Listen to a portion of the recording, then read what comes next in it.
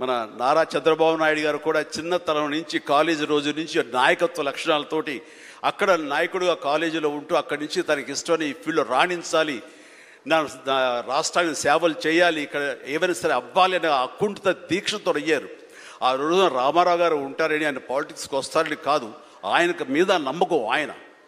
అట్లా ఏ మారుమూలు ఉన్నా నేను ఎట్లయితే యాక్టింగ్ మీద నా నమ్మకంతో నేను ఎలా ఉన్నానో అలాగే నాయకత్వ లక్షణాలతో పాలిటిక్స్లో రావాలి, రాణించాలి, ఇతోధికంగా ఎంతో సేవలు చేయాలని అనుకున్నారు. కాబట్టి నాయకుడిగా, స్టూడెంట్ నాయకుడిగా, విద్యార్థి నాయకుడిగా ఉన్న ఆయన పాలిటిక్స్లో రావడం ఏంటి అనుకోని పరిస్థితుల్లో అవకాశాలు వస్తే వాటిని చేజిక్కించుకుని వాటిని ఆసరాగా తీసుకుంటూ అంచెలంచెలుగా ఎదుగుతూ ఈ రోజున మనం చూసేటువంటి అద్భుతమైనటువంటి ఒక మహానాయకుడిగా ఎదిగారు.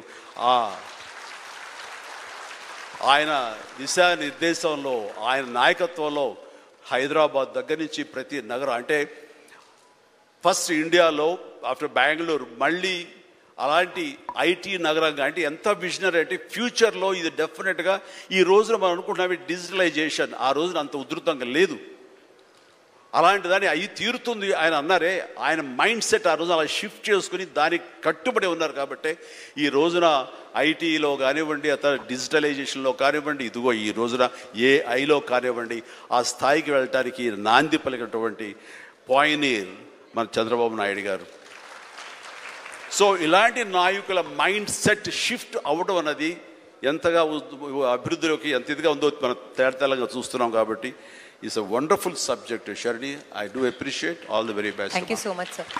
One takeaway I can take from our conversation today is redefining obstacles as learning opportunities. I'm sure CBN sir and Chiranjeevi sir, meeddaru you'll agree with me that life lo manam enno challenges edurkuntam. Kam eppudaithe aa challenges nunchi manam positive learnings teeskuntamo, there is a scope for growth and there is a scope for learning more. So that enthusiasm, that ambition, so ఎప్పుడైతే ఆ takeaways నిజంగా pure from heart ఉంటాయో you can excel more in life. I think that's one takeaway that I have got from your conversation sir. Sir my next question is to you sir. So మనకు జనరల్గా పొద్దున్న లేచినప్పటి నుంచి night పడుకునే లోపల we have so many thoughts, positive and negative. కానీ one thought is enough to generate one task. So one thought నుంచి ఒక యాక్టివిటీ అన్నా టాస్క్ అన్నా ఉంటుంది. ఆ one activity are task if you follow it for 21 days it becomes a habit and that is called habit formation. So I want to know from you, do you have any thoughts that have transformed into habits, and if you do, how is it useful in your life? ఇక్కడ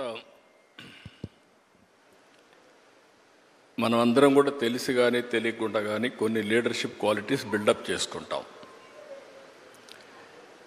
ఇప్పుడే చిరంజీవి గారు చెప్పారు,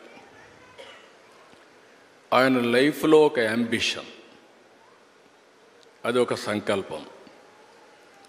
ఆ సంకల్పమే నేను నటుడు కావాలి అనే సంకల్పం ఆయన మైండ్లో పడింది. అక్కడి నుంచి ఆయన జీవితంలో ఒక పాజిటివ్ మైండ్ సెట్ డెవలప్ చేసుకున్నాడు. ఎన్ని సవాళ్ళు వచ్చినా ఆయన గోల్ ఈ సెట్, ఆ గోల్ రీచ్ అయ్యే వరకు నిరంతరం పనిచేశాడు. ఒక మాటలో చెప్పాలంటే ఎన్టీ రామారావు గారు ఉన్నంత వరకు ఈయన ఒక స్థాయిలోకి వచ్చారు.